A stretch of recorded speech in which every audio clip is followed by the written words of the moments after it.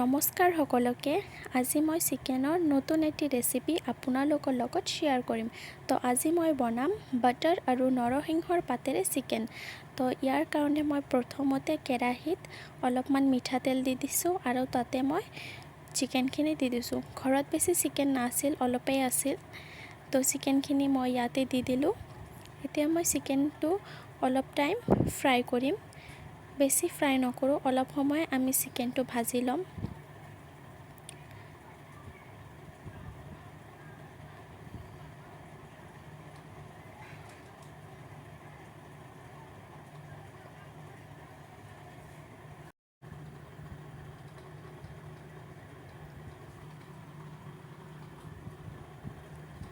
এনেদৰে মই 5-7 মিনিটমান চিকেনটো ভাজিম। 5-7 মিনিট পিছত মই চিকেনটো এটি বাটিত উঠাই থৈ দিম। ইয়াৰ গোটেইকেইটা চিকেন মই উঠাই থৈ দিলোঁ বাটি এখনত।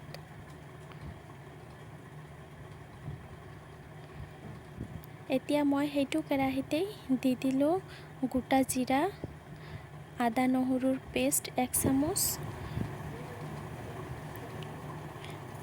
এতিয়া মই ইয়াতে 8-10টামান নৰসিংহৰ পাত দি দিলোঁ। এতিয়া অলপ টাইম মই এইটো ভাজি ল'ম।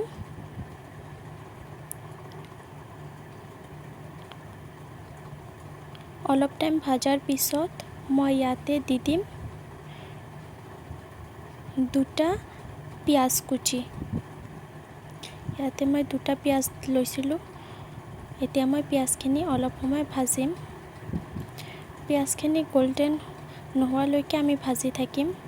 এতিয়া মই ইয়াতে দিম আধা চামুচমান বাটাৰ। মই ইয়াতে আধা চামুচ বাটাৰ দি দিলোঁ। এতিয়া বাটাৰখিনিৰ লগত পিঁয়াজটো মই আৰু 2-4 মিনিট ভাজি ল'ম।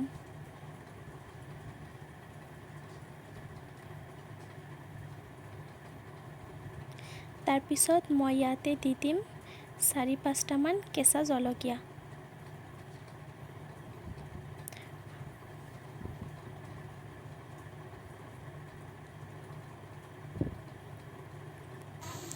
আৰু ইয়াতে দিলোঁ মই ধনিয়া গুড়ি, হালধি গুড়ি আৰু অলপমান ৰঙা জলকীয়া গুড়ি আৰু অলপমান জিৰা গুড়ি।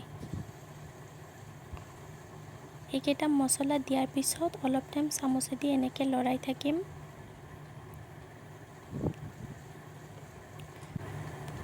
আকৌ মছলাখিনি মই 2-4 মিনিট এনেকৈ ভাজি থাকিম।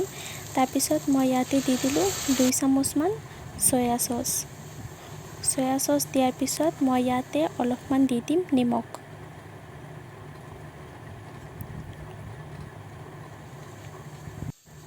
অলপ সময় ভাজাৰ পিছত মই ইয়াতে ভাজা মাংসখিনি দি দিম।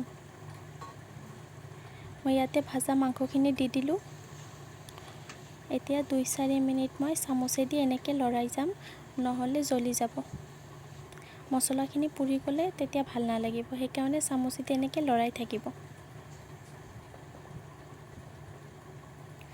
তাৰপিছত মই ইয়াতে দি দিলোঁ 2 চামুচ নেমু ৰস।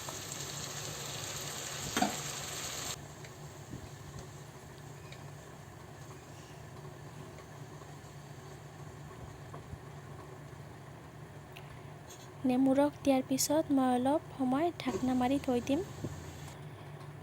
5-7 মিনিট পিছত মই ঢাকনাটো উঠাই চালোঁ, আমাৰ মাংস এনেকুৱা হৈছে। এতিয়া মই আকৌ অলপ সময় এনেকৈ চামুচেদি লৰাই যাম।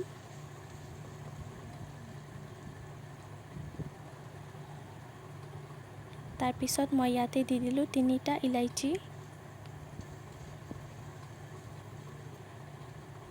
আৰু লগতে মই ইয়াতে দিম আধা চামুচ গৰম মছলা আৰু আধা চামুচ চিকেন মছলা। দিয়াৰ পিছত মই এনেকৈ চামুচেদি লৰাই থাকিম, নহ'লে মছলাখিনি জ্বলি যাব। তাৰপিছত মই ইয়াতে একদম কম পৰিমাণৰ পানী দি দিম। অকল মছলাটো হ'বৰ কাৰণে মই ইয়াতে একদম কম পৰিমাণৰ পানী দি দিছোঁ। এতিয়া অলপ সময় এনেকৈ ভাজাৰ পিছত মই ঢাকোন মাৰি দিছিলোঁ। আকৌ আকৌ 4-5 মিনিট পিছত মই ঢাকনটো উঠাই চালোঁ, আমাৰ মাংস ৰেডি হৈ গৈছে।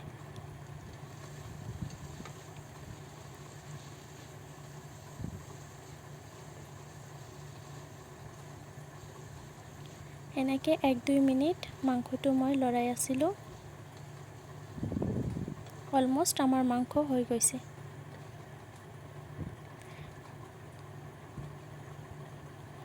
তো এয়া আমাৰ বাটাৰ আৰু নৰসিংহ পাতৰ চিকেনৰ ৰেচিপি ৰেডি। আপোনালোকেও এনেকৈ বনাই খাই চাবচোন কেনেকুৱা লাগিছে আৰু মোক নিশ্চয় জনাব।